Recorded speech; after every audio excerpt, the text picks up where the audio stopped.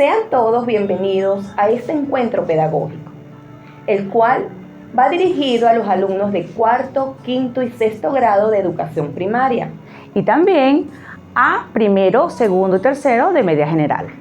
Les hablaremos sobre las normas para realizar un trabajo escrito, sea impreso o manuscrito.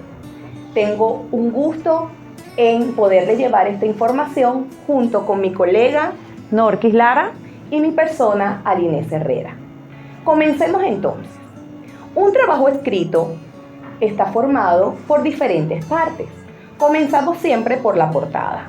La portada es la identificación del estudiante, del país, del ente al cual pertenecemos, el título y la fecha de entrega. Seguidamente vendría el índice, ¿verdad? Correcto. El índice, allí podemos ubicar el contenido y la página en donde la encontramos. Seguidamente está la introducción, que es la presentación del trabajo.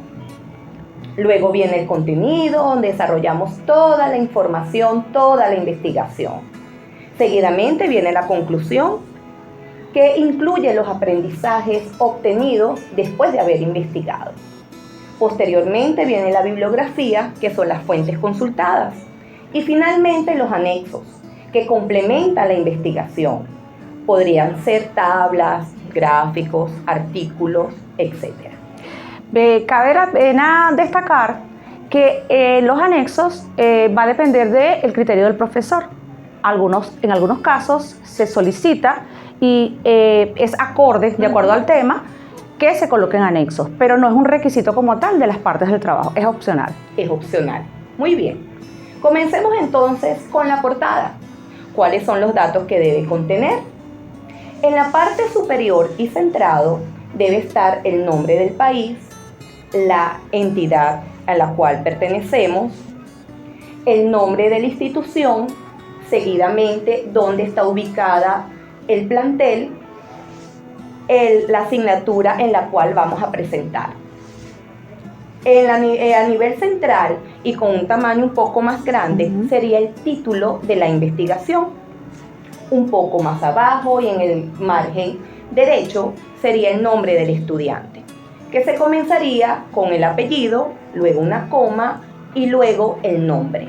Debajo de él sería el grado, el año y la sección. Vale la pena acotar, Alinés, que en la primera parte de esa portada ya nosotros tenemos como establecido lo que es el logo del colegio. Ya es algo que venimos manejando desde bastante anticipación, los grados inferiores. Entonces, ya está prediseñado, digamos, ese logo, lo que llamamos el logo institucional. Que lo podríamos colocar. El logo a la parte izquierda y luego viene la identificación, República de Venezuela, Ministerio de Educación y todos los datos que acabamos de describir. Seguidamente en el mismo renglón donde está el estudiante sería el nombre y el apellido del docente, y para finalizar en la parte central e inferior sería el lugar y la fecha de entrega del trabajo. Comencemos entonces con un ejemplo. Veamos el ejemplo. En la parte superior colocamos entonces República Bolivariana de Venezuela, Ministerio del Poder Popular para la Educación, Unidad Educativa Belagua, Guatire, Estado Miranda, y la asignatura sería Ciencias Naturales. Cada una en un renglón diferente y, como les dije al comienzo, en la parte superior y centrado. Vamos a tomar la iniciativa de colocar el logo del Belagua en el margen izquierdo. En la parte central sería el título de la investigación, que en este caso sería Recursos Naturales. Lo podemos colocar de un tamaño de la letra un poco más grande. Seguidamente, un poco más abajo y en el margen derecho, el estudiante, el apellido en mayúscula, seguido con una coma, luego el nombre y el grado y la sección. Cabe destacar que si es en grupo, debemos ordenar alfabéticamente por la inicial del apellido de cada uno de los integrantes. En el mismo renglón se coloca el docente, el nombre y el apellido. Y finalmente, a nivel inferior y otra vez centrado, el lugar, que sería Guatire, y la fecha de entrega del trabajo. Perfecto. Seguidamente, luego de la portada, sería el índice. En el índice se coloca el contenido del trabajo, pero bien especificado. Título, subtítulo o en muchos casos serían capítulos, dependiendo del trabajo. Veamos un ejemplo. El título sería Recursos naturales. De allí podemos trabajar recursos naturales no renovables, sería nuestro primer subtítulo. Se ubicaría en las páginas 3 a las 5. El uso del guión es muy importante porque nos va a indicar el renglón, las páginas en la cual podemos conseguir esa información, que en este caso sería página 3, 4 y 5. El siguiente título podría ser Recursos naturales renovables y lo ubicaríamos en la página 6 y 7. Allí el conectivo I nos indica que solamente se ubica en esas dos páginas. Exactamente. Posteriormente viene la introducción.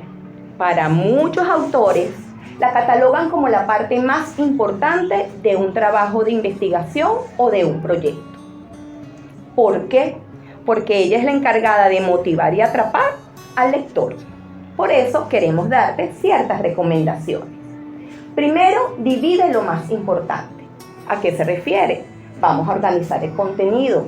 Siempre es bueno trabajar en un borrador, pero en el primer párrafo se trabaja siempre el tema que se va a tratar, las características, es la presentación inicial. Seguidamente vamos a señalar los intereses y las razones por las cuales hicimos esa investigación. Posteriormente indicamos o señalamos la metodología basada en lo que utilizamos para conseguir esa investigación o información. Por ejemplo, entrevistas realizadas, consultas de libros, medios audiovisuales, etc. Posteriormente se da a conocer el propósito, es decir, los objetivos, el por qué, mejor dicho, el para qué se hizo la investigación. Estos objetivos deben desarrollarse a lo largo del contenido de la investigación y se deben dar respuesta posteriormente en la conclusión. Y por último, vamos a resumir el trabajo. Muy corto, muy breve, pero conciso. Muy concreto, yo diría que en un último párrafo, ¿no? Como bien lo dices, en la parte, generalmente se estila un número de párrafos, pero no es una camisa de fuerza, no es que tiene que ser así. Usted puede dividir, es una forma general de elaborar una introducción. En el primer párrafo se presenta prácticamente el trabajo, de qué se va a hacer, sobre qué se va, para ubicar a la persona que está leyendo. En la segunda parte, donde se desarrolla, como bien tú lo decías, es donde tú vas a atrapar al lector, porque ahí vas a dar toda la información que el lector va a ver en las páginas siguientes. Entonces, es como que ahí es como donde usted va a atrapar a ese lector. Y posteriormente, todos los otros aspectos que has mencionado, y finalmente en el resumen es una síntesis, como lo acaba de decir, es una síntesis de todo el contenido que también vamos a conseguir a lo largo de todo el trabajo. Luego de la introducción vendría ya el contenido, el desarrollo. Seguidamente trabajamos entonces la conclusión. Vamos a escuchar un poquito ciertas recomendaciones que nos va a dar la profesora Norquis. Ok, fíjense bien, yo siempre recomiendo en las conclusiones, como lo tienen en la lámina, dice comenzar con una frase de apertura. Esa frase de apertura yo siempre recomiendo que no haya dentro del desarrollo de la conclusión la palabra conclusión. Exacto. Es decir, no se ve acorde, no es propio de repente decir en conclusión, sino que a través de la redacción tú puedas ir dándole a entender al lector que esos fueron, después de esa revisión bibliográfica, entonces esos son los pasos, esos son los acuerdos o digamos el resumen de lo que tú has obtenido a lo largo de tu investigación. Entonces, comenzar con una frase de apertura, pero que no sea en la presente investigación, yo concluyo, porque no es pertinente. Se sugiere comenzar inclusive con una idea principal relacionada con el tema para poder luego ir desarrollando todas las conclusiones que se han acordado después de la revisión. Entonces, esa frase de apertura puede ser inclusive eso, un párrafo, un texto, una idea que tenga que ver con el tema que se está trabajando. Seguidamente, hay algunas recomendaciones que debemos tomar en cuenta. Ya lo decías, que debemos trabajar sobre un borrador con el fin de revisar, chequear, evitar repeticiones, que a veces cuando lo estamos escribiendo no nos damos cuenta, inclusive el uso de las muletillas, de repente te falta una coma. Entonces es siempre recomendable trabajar sobre la base de un borrador.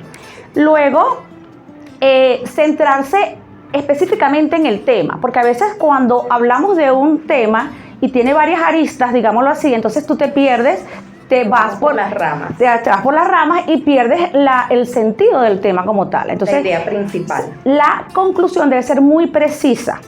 Y aun cuando nosotros vamos a hacer un resumen de lo que hemos tratado, es importante esa capacidad que tienen los escritores de repente de dejar esa reflexión, esa inquietud en la persona del trabajo, porque a veces los trabajos forman parte de dan pie para una nueva investigación o para una nueva revisión.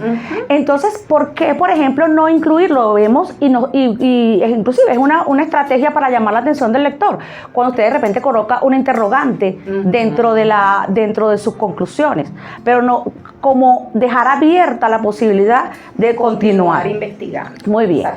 Y luego hay, por supuesto, recomendaciones generales, como lo son la ortografía, la coherencia, la redacción, que, bueno, y vamos a repetir, eso lo puedes hacer a través de un borrador, te permite perfeccionar toda la redacción.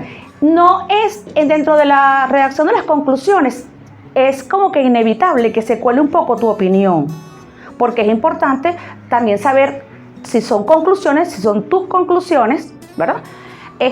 Se va a dejar ver la parte subjetiva, pero no decirlo en primera persona. Acá la redacción debe ser siempre en tercera persona. En tercera persona. Es decir, no decir yo opino, yo pienso, yo concluyo, no. Porque la redacción debe ser una de las características de los trabajos, sobre todo en la introducción y en la conclusión, es que deben ser realizadas en tercera persona. En tercera persona. Por ejemplo, se ha aprendido, ¿ok?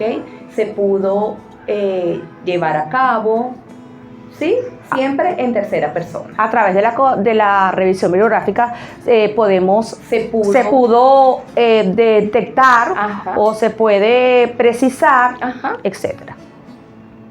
Seguimos entonces con la bibliografía.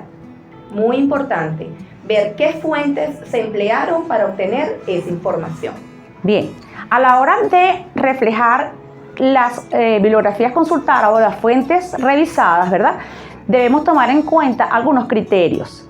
Lo primero que debemos tener claro es qué tipo de documento vamos a registrar, porque no es igual para todas las fuentes el mismo esquema de registrar el orden de la información de lo que tenemos. Entonces, por ejemplo, si en el caso de los libros se parece mucho a la enciclopedia y los diccionarios, pero tiene unas pequeñas variaciones.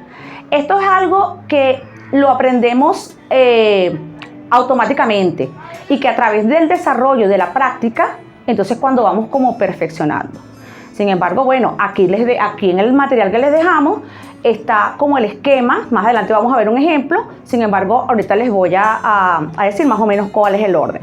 Entonces, en el caso de los libros, por ejemplo, dice el apellido del autor, que va en mayúscula, luego se coloca una coma, luego la inicial, por supuesto en mayúscula porque es un nombre propio, el nombre, punto, el año de la edición del libro, entre paréntesis, y luego seguido de punto. Cabe destacar que cada uno de los datos va separado por un punto, a excepción del apellido del autor que aparece al inicio, que es separado con una coma de nombre.